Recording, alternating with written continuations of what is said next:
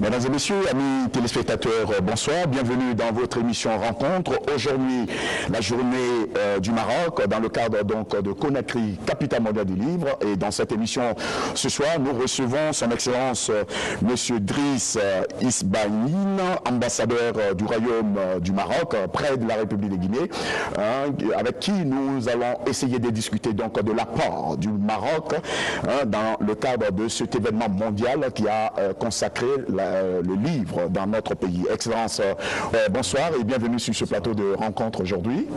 Merci beaucoup. Les relations guinéo-marocaines datent des indépendances. Aujourd'hui, c'est une fierté de comprendre encore que le Maroc est au centre donc, de toute activité dans notre République.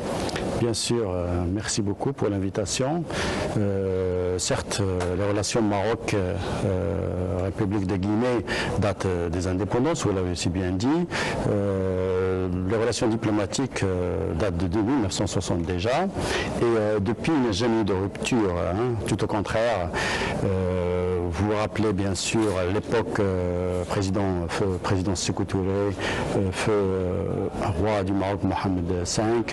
Il était le père du fondateur de l'unité africaine, le groupe de Casablanca, aux côtés d'autres leaders africains comme Kwame Nkrumah, Modibo Keïta. Et depuis, les relations, bien sûr, n'ont pas cessé de croître entre nos chefs d'État. Aujourd'hui, le roi Mohamed VI, que Dieu l'assiste, a visité la Guinée 2 fois, en 2014-2017. Et donc, les relations ne font que se raffirmer encore plus avec beaucoup de projets marocains en Guinée. Ces projets, bien sûr, touchent à tous les domaines, mais ils touchent au domaine de la culture, l'éducation, et donc qui est bien sûr le domaine dont peut-être on va parler tout de suite. Et donc, nous avons beaucoup d'étudiants au Maroc. Nous offrons 100 bourses d'études par an pour la Guinée. C'est un privilège pour nous d'avoir bien sûr les Guinéens au Maroc. Il y en a plus de 400 actuellement qui étudient au Maroc. Et la culture bien sûr joue un rôle dans cet échange d'étudiants parce que bien sûr nous avons également des étudiants qui viennent ici mais juste pour faire des formations, reconnaître le pays et notre bien sûr racine africaine. Voilà, aujourd'hui journée importante, vous avez dit le Maroc est le creuseur du savoir-faire aujourd'hui de la jeunesse guinéenne. Quand nous regardons un peu le nombre déjà d'étudiants qui sont passés aujourd'hui dans l'association des étudiants guinéens marocains se dénombre à plus de 3000. Aujourd'hui, 400 sont encore au Maroc. Et le Maroc donc s'est aligné à accompagner la Guinée dans le cadre de cet événement mondial Conakry, capitale mondiale du livre. Oui, bien sûr, vu ces relations dont j'ai parlé, donc il a fallu que le Maroc assiste déjà à l'événement du lancement de cet événement, Conakry, capitale mondiale du livre. Et c'est Monsieur le ministre de la Culture qui s'est déplacé donc en Guinée, qui était là. Lors de son passage, bien sûr, il s'est engagé également à ce que le Maroc puisse contribuer au succès de cet événement. Un événement que l'on voit pour la première fois en Afrique subsaharienne. Et donc le Maroc était présent là. Et aujourd'hui, bien sûr, journée mondiale, journée du Maroc, vous l'avez si bien dit, on a voulu faire venir 3 grands auteurs marocains de littérature française. Vous savez, au Maroc, on a bien sûr des auteurs de littérature française, mais on a également d'autres auteurs de littérature arabe, berbère. Il y a même des auteurs qui écrivent en anglais, en néerlandais, puisque la communauté marocaine en Europe donc, est très riche aussi. Nous avons beaucoup d'auteurs originaires, bien sûr, de la migration. Et donc, aujourd'hui, c'était 3 auteurs marocains de littérature française, donc, que vous avez vu tout à l'heure. C'est des nouveaux, mais également aussi, c'est des personnes qui représentent ce qu'on appelle la nouvelle génération d'auteurs marocains. Donc, c'était notre première contribution. Donc, première contribution, est-ce que nous pouvons donc dire que cette journée du Maroc aujourd'hui déclenche, si vous voulez, les relations véritables culturelles en matière de livres? En matière de livres, oui, peut-être, parce qu'il y a une relation culturelle déjà à d'autres niveaux. En matière de livres, oui, et c'est tant mieux, puisque Monsieur le ministre s'est engagé à ce qu'il y ait un coin de lecture. En 2018, donc, nous allons essayer de déterminer le lieu, dans quelle région de Conakry où il y a moins de points de lecture, donc pour qu'on puisse avoir également un point de lecture concernant le Maroc. C'est un échange, faire connaître notre littérature marocaine aux Guinéens, et puis il y aura bien sûr des auteurs qui viendront, qui vont échanger comme vous avez vu tout à l'heure avec les auteurs, les lecteurs guinéens, et j'espère que même après la fin de Conakry, capitale mondiale des livres, puisse cette contribution culturelle au niveau des auteurs, comme vous l'avez dit, puisse continuer, parce que nous avons beaucoup de choses à échanger entre le Maroc et la Guinée. C'était véritablement un des points forts sur lequel monsieur le ministre de la Culture du Maroc insistait, c'était vraiment la construction d'un point de lecture à Conakry et surtout à Nongo. Exactement, soit à Nongo, si c'est à Nongo, on avait pensé bien sûr à l'ISKEG, Okay. C'est un des projets marocains qui marche très bien, qui forme exactement dans les quartiers exactement, mais peut-être bien sûr on verra si c'est vraiment à Nongo qu'on va le faire ou ailleurs, on cherchera la place qui sera vraiment bénéfique pour la population guinéenne. La participation des écrivains marocains aujourd'hui à cette journée marocaine, vous en tant que premier représentant donc du Maroc, que retenez-vous de cette journée d'aujourd'hui? J'étais vraiment content, j'étais étonné de la richesse déjà de l'échange.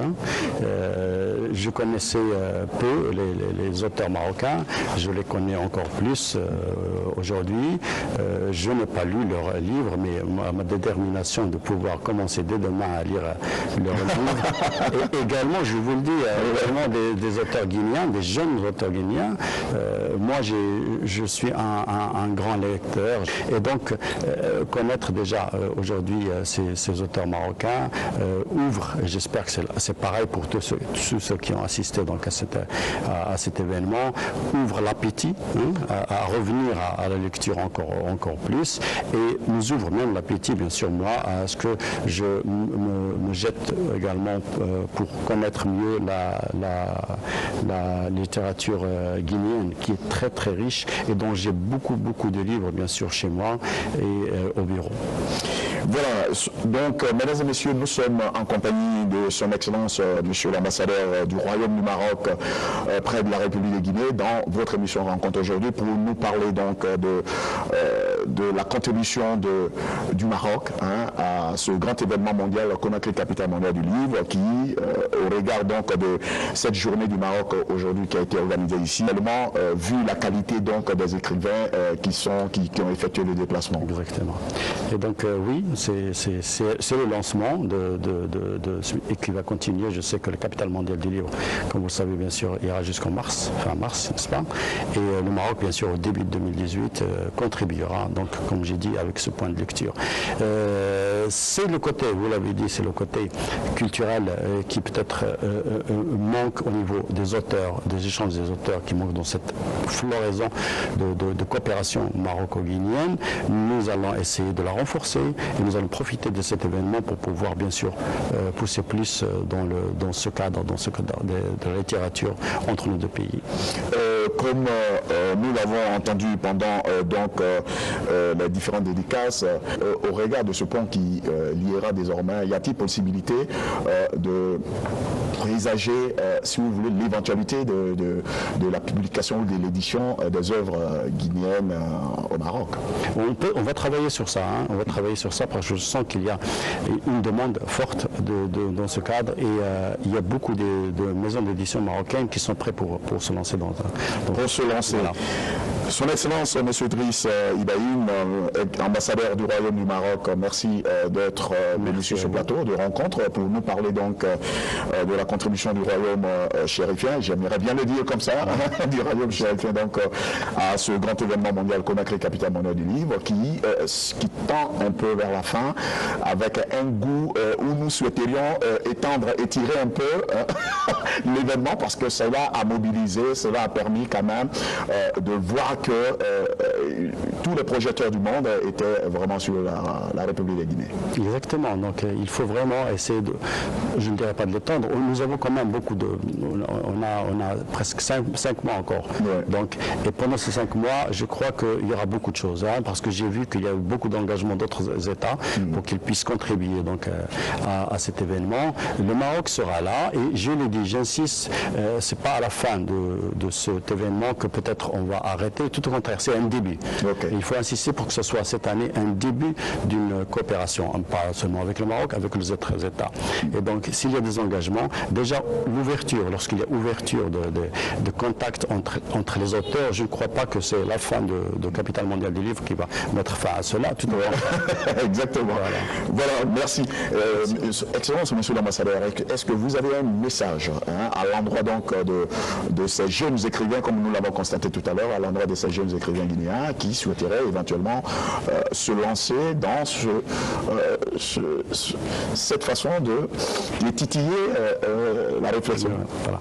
Ben, le message est pour ces jeunes, parce que nous, en notre temps, nous avons le livre et nous n'avions que le papier pour pouvoir avoir des connaissances. Aujourd'hui, avec cette floraison de technologie, le livre, il est devenu parent pauvre de ce lien culturel entre la... Donc, mais pour moi, le livre devrait être au chevet de chaque personne, parce que le livre permet de maîtriser le savoir, hein, parce que la floraison d'informations que l'on a sur le support technologique perturbe plus qu'il n'aide à connaître maintenant, mais le livre reste la matière et reste l'outil d'information, l'outil de s'ouvrir, mais doucement et profondément sur la culture des uns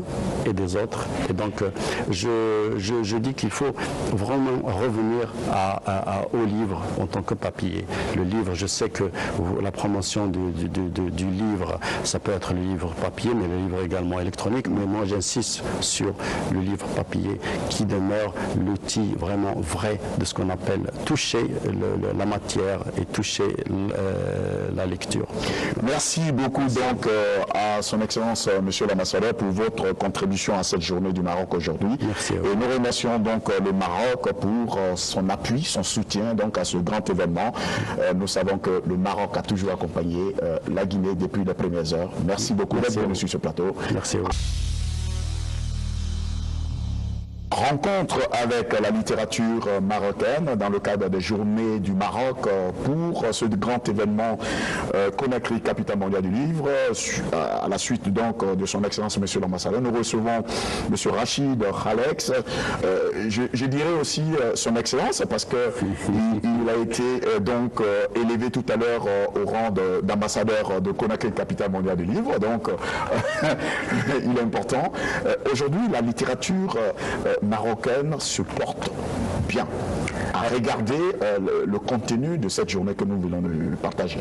Je dirais même qu'elle se porte très bien parce que c'est une littérature libre, décomplexée, qui a la prétention à l'universel, mais qui est enracinée en terres marocaines, africaines, bien sûr, et qui rappelle ce qui est essentiel dans cette belle entité qu'est l'Afrique, l'origine certainement du monde et l'avenir aussi de l'humanité, que la beauté est nécessaire, l'amour est nécessaire et surtout les lumières qui existent en nous, qu'il faudra révéler chaque fois par la culture.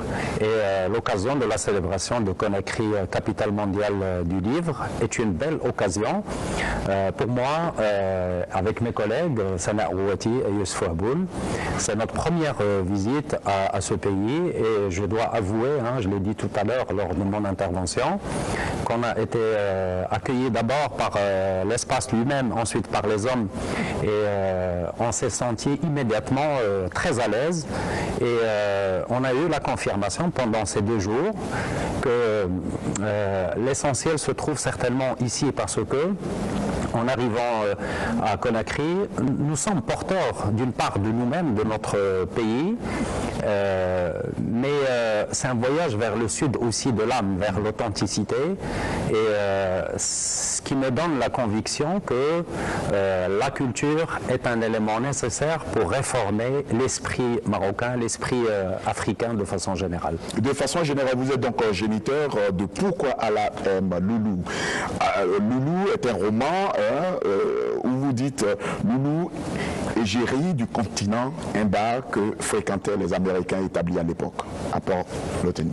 Oui, absolument. C'est une période très peu abordée dans la fiction marocaine, notamment la présence des Américains à Kénitra, ancien port lyoté.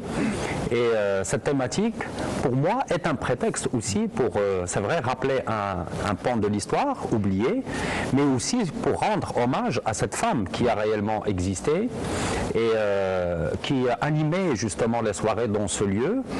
Et en même temps, elle donnait un modèle de vie qu'on a eu tendance à oublier parfois.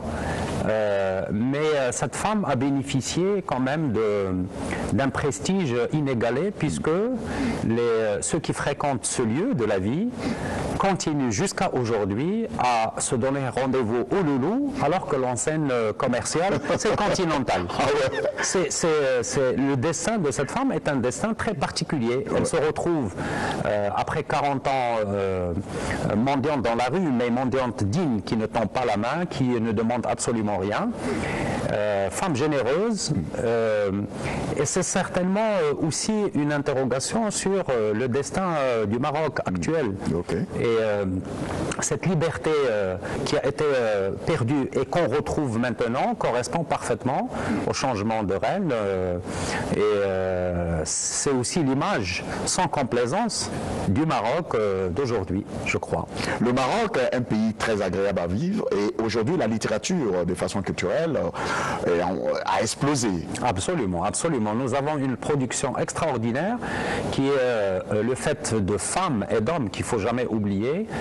Nous sommes un pays de la tolérance et de la diversité. Nous avons affirmé par la Constitution 3 langues et 3 cultures qui sont derrière, la culture arabe, la culture amazigh, qu'il ne faut jamais oublier parce qu'elle est riche, et aussi nous avons un élan vers l'universel à travers la langue française dans laquelle j'écris aussi. Effectivement, nous nous sentons très libres. Alors, les auteurs marocains aujourd'hui sont nominés dans les prix les plus prestigieux. Ils sont finalistes du Renaudot. Leïla Slimani a décroché le prix Goncourt, qui est la grande consécration en France. C'est la plus grande consécration.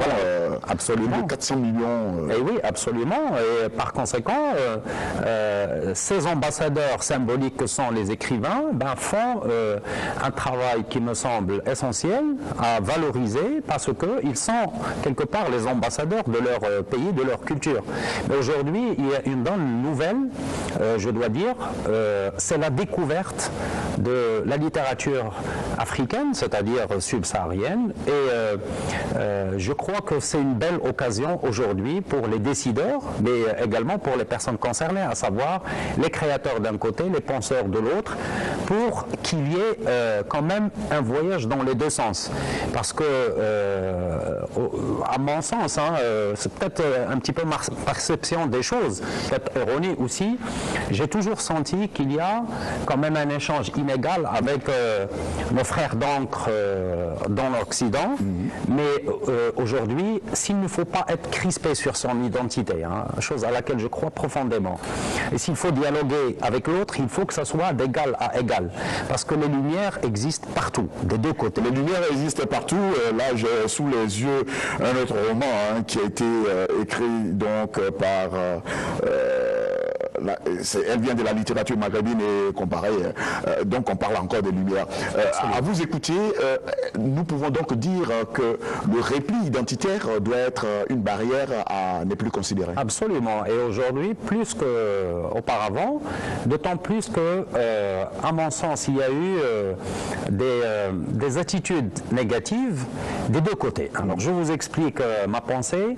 D'un côté, nous avons cru en Occident qu'il faut tuer Dieu dans le cœur des hommes, et du côté de l'Orient, nous avons tout simplement cru qu'il faut islamiser le monde, certainement, en tout cas dans une logique assez radicale, et instaurer un royaume virginal qui n'existe pas. S'il est un besoin aujourd'hui de dialogue entre tous ces peuples, au-delà des frontières, c'est que nous pouvons nous rencontrer sur ce que j'appelle les identités transitoires, qui ne sont pas figées, qui sont multiples, qui sont toujours à construire. Et cet échange dans le cadre de Conakry, capitale mondiale de la culture, du livre, je crois que c'est l'essentiel, parce qu'à travers la culture, le dialogue est beaucoup plus important, beaucoup plus profond que des accords circonstanciels qui peuvent disparaître selon la conjecture. La culture, c'est la trace profonde, indélébile en nous, et si on valorisait cette part positive humaine, je crois qu'on aura fait l'essentiel pour ces générations et les générations à venir. Merci donc à M. Rachid Khalex d'être venu sur ce plateau. Merci d'avoir choisi aussi ce grand événement Conakry, capitale mondiale du livre, pour la journée du Maroc. Merci à vous. Merci beaucoup. Mesdames et messieurs, amis téléspectateurs, vous êtes toujours sur le plateau de votre émission Rencontre, à l'occasion donc des Journées du Maroc. Dans le cadre de ce grand événement Conakry, capitale mondiale du livre, nous recevons donc sur ce plateau Madame Sami Raouti. Elle est critique, donc elle est chercheure aussi sur la littérature maghrébine et comparée.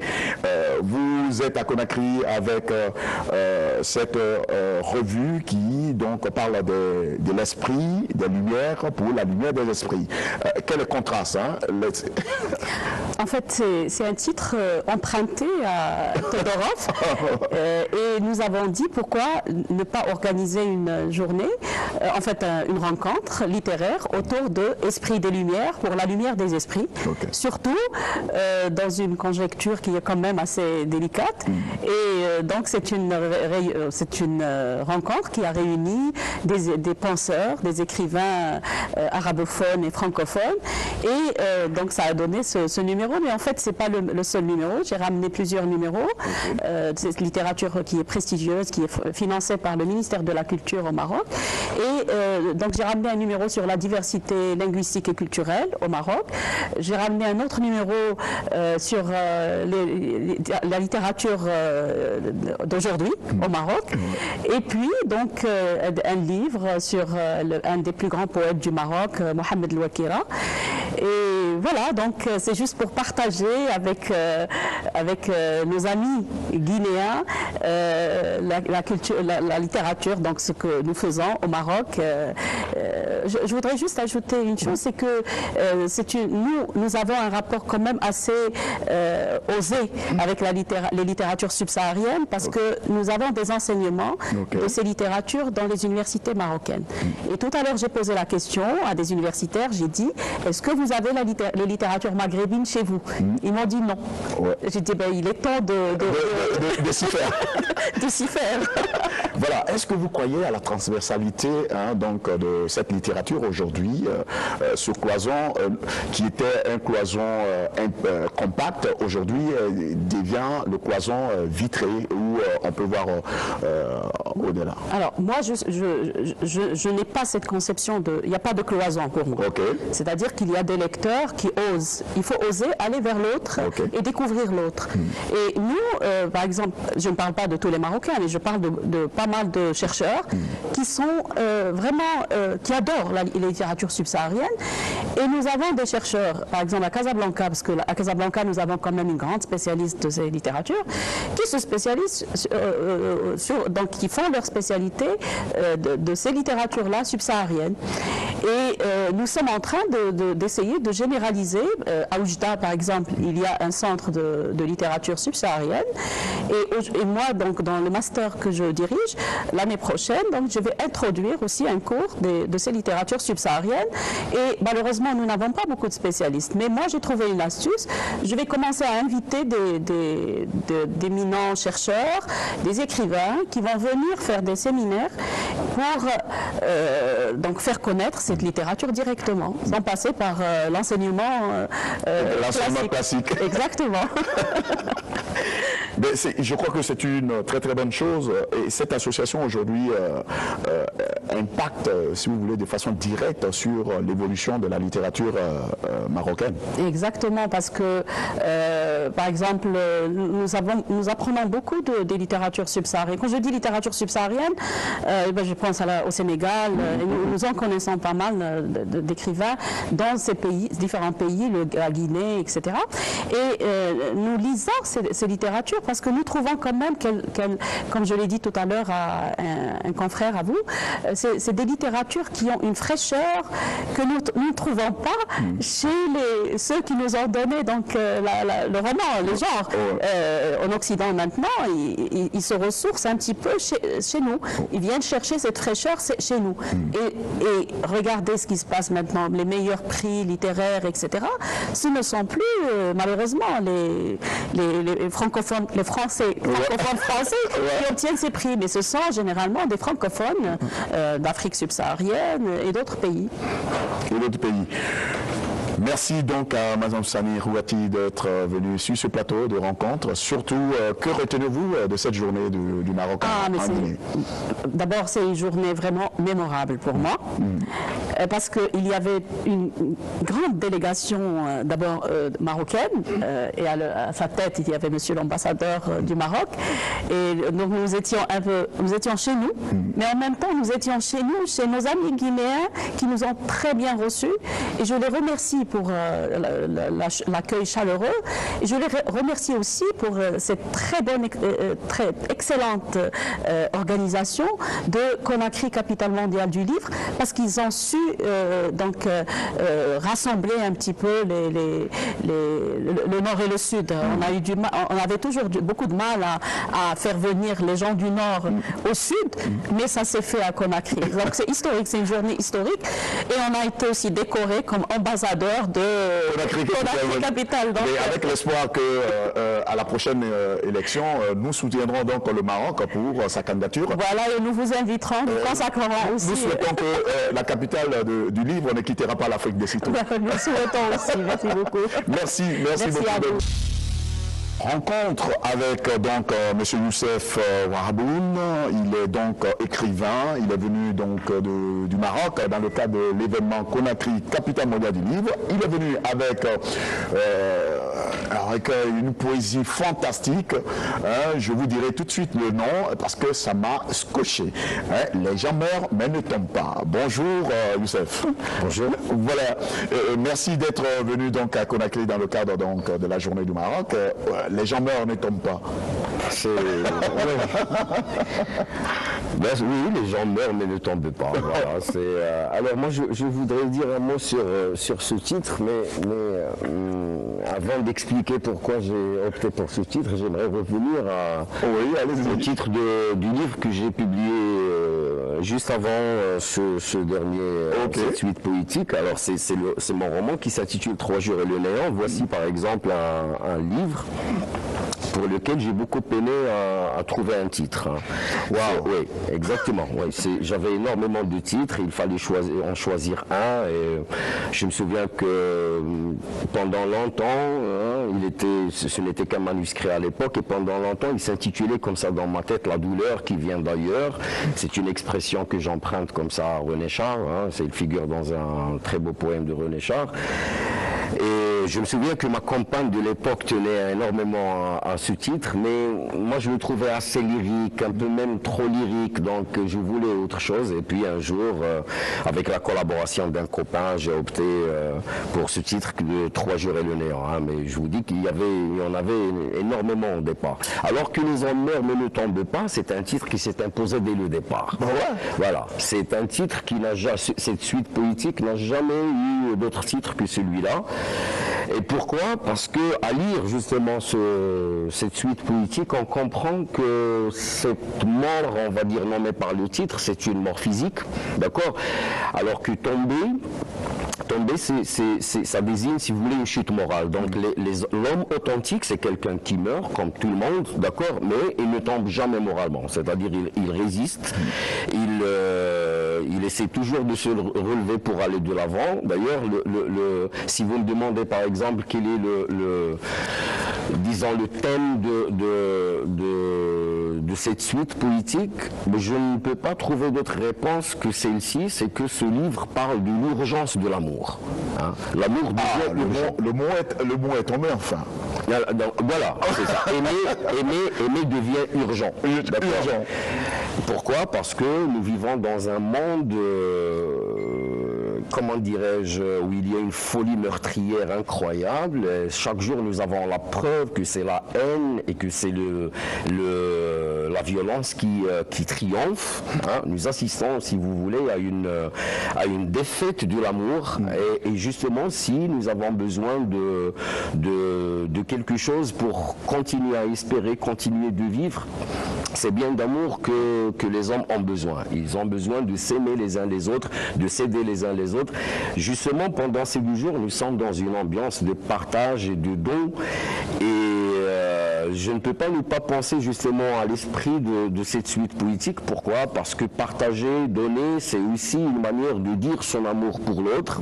D'accord? Et je pense que c'est justement la poésie, la culture qui pourront sauver le monde. Voilà. Et la poésie, la culture aujourd'hui demeure quand même, comme le disait monsieur l'ambassadeur tout à l'heure, vraiment ce sont des moments très forts qui permettent aux gens de revenir en eux-mêmes. Ben c'est sûr, bien sûr. Regardez justement cette belle fraternité qui s'établit depuis qu'on est là. Et moi, j'avoue ne pas, comment dirais-je, j'avoue être venu en Guinée sans avoir beaucoup de connaissances de la littérature guinéenne, par exemple. Et je suis très, très content d'avoir rencontré des poètes, des écrivains, et je suis très curieux de découvrir leurs textes. Et j'espère justement que cette rencontre donne lieu à une collaboration future. Et justement, les poètes qu'on a rencontrés hier, nous avons remarqué qu'il y a beaucoup de préoccupations communes avec les poètes marocains, avec les écrivains marocains. Et ça, j'espère justement que ça va donner lieu à une collaboration qui pourrait s'inscrire dans la durée, qu'on pourrait justement faire quelque chose. Tout à l'heure, justement, vous avez, en discutant avec monsieur l'ambassadeur, vous avez souligné justement cette belle amitié qui lie justement les 2 pays, à la fois d'un point de vue politique, économique, etc. Pourquoi pas une présent qui s'inscrit dans la durée, aussi dans une perspective culturelle. Moi, je le souhaite vivement. Souhait donc partagé, souhait partagé, c'est qui nous amène donc dans cette journée, une journée pleine en qualité d'exposition des différentes de votre participation, surtout de la délégation marocaine aujourd'hui, qui a envoyé vraiment une littérature assez émouvante, assez dynamique et qui communique. Comment arriver à créer cette dynamique autour donc de ce concert d'écrivains, de cette synergie, comment mettre ensemble les efforts pour arriver à mettre en place tous ces efforts pour que cette communauté d'écrivains en Guinée soit plus dynamique que... Oui, moi je pense qu'il y a annuellement des événements autour du livre, autour de la création littéraire de part et d'autre, c'est-à-dire à la fois au Maroc et en Guinée. Et l'idéal serait justement de renforcer, si vous voulez, la présence guinéenne dans les événements que nous organisons au Maroc et vice-versa, et renforcer la présence des auteurs marocains en terre guinéenne, comme ce qui se fait d'ailleurs au niveau universitaire. Vous savez qu'il y a énormément d'étudiants guinéens au Maroc, et ça, je me permets de le répéter une deuxième ou une troisième fois, c'est que moi, en tant que professeur d'histoire de l'art et d'esthétique comparée à l'université à Rabat, je peux témoigner justement de la qualité humaine et scientifique de ces étudiants que reçoit le Maroc de la part de la Guinée. Je pense que ce sont de très très bons représentants de leur pays, parce que c'est des étudiants très disciplinés, assez brillants, parfois même très brillants, d'accord, qui arrivent, bon, pour mon cas, je parle du département d'études françaises, ils arrivent sans le moindre problème en langue française, ce qui n'est pas le cas de l'étudiant marocain aujourd'hui, hein, et je pense que la Guinée peut être fière de ces étudiants que nous recevons au Maroc. Ouais. Merci donc à M. Youssef Waboun d'être venu sur ce plateau de rencontre et surtout de participer à la journée du Maroc, dans le cadre donc de Conakry, capitale mondiale du livre, avec l'espoir de vous retrouver sur un autre plateau. J'espère aussi. Que ce soit ici ou au Maroc. Merci beaucoup.